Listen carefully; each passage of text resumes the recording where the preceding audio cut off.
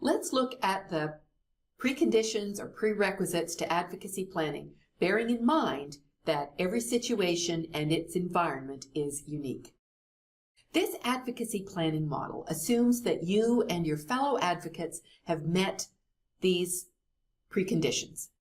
Experience shows that you're going to save a lot of time and energy if you meet these conditions before creating your plan.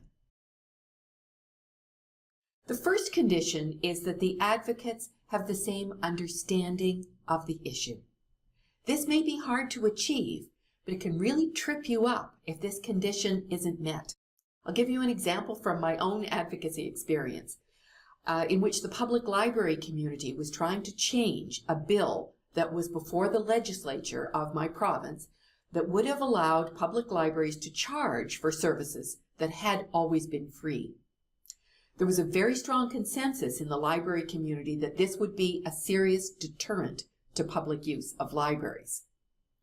Library associations and library boards and even many individuals went to the public hearings to present briefs to make the case to the Committee of Legislators that free access should continue to be guaranteed.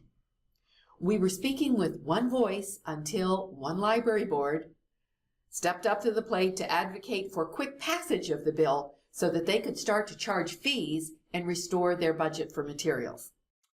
Could have been a disaster, but fortunately there were almost no dissenting voices and our advocacy was successful in the end.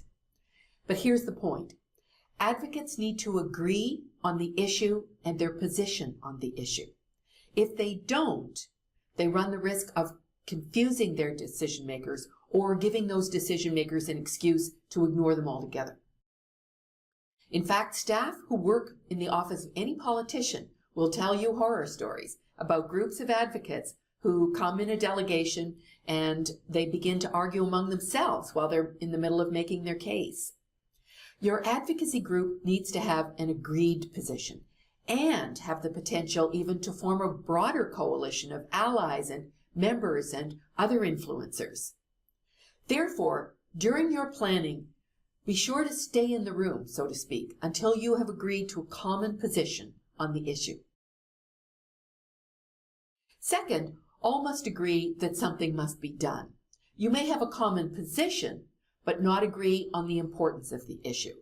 Or there may be agreement about several issues, but not on priorities. Keep in mind that it just simply isn't manageable to address every issue. You just won't have the time, the money, or the allies. And it would be unwise to deploy all your credibility on every single issue. Therefore, you may have to make some painful choices about focus or risk having your advocacy program fizzle out. Third, you need agreement among the advocates to commit the time and energy to a serious planning effort. Without this disciplined planning effort, you're going to spend precious resources where you're not going to get the greatest benefit from them.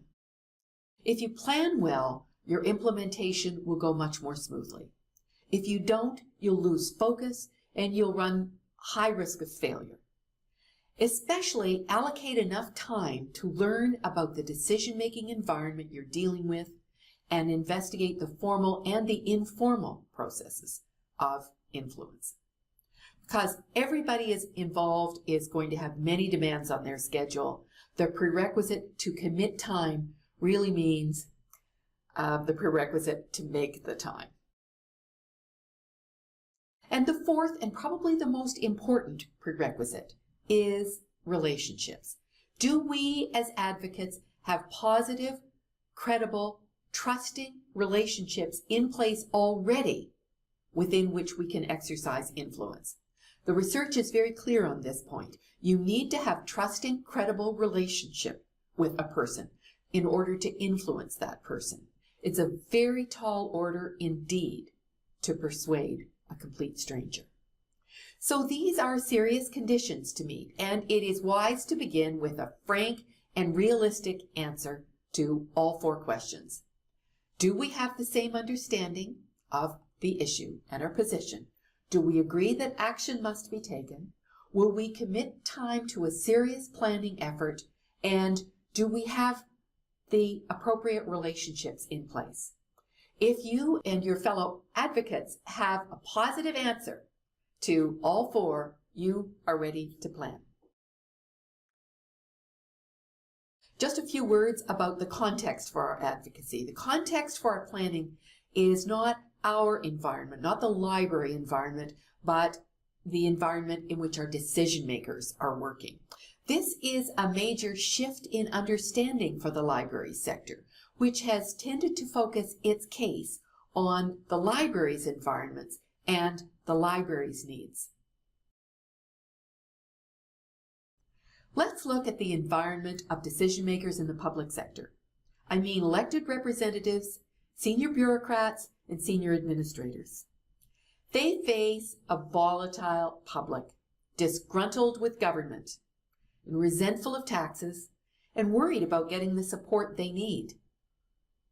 The public do not appear to reconcile competing demands for the same resources. People want tax relief and government spending cuts, but they don't want programs cut that they use or that they believe to be important. Every day, decision makers face the reality that their expenditures grow faster than their revenues, and they have to make extremely difficult decisions about funding and about policies. Politicians now have much tougher skins when they face anyone from what could be called a special interest group.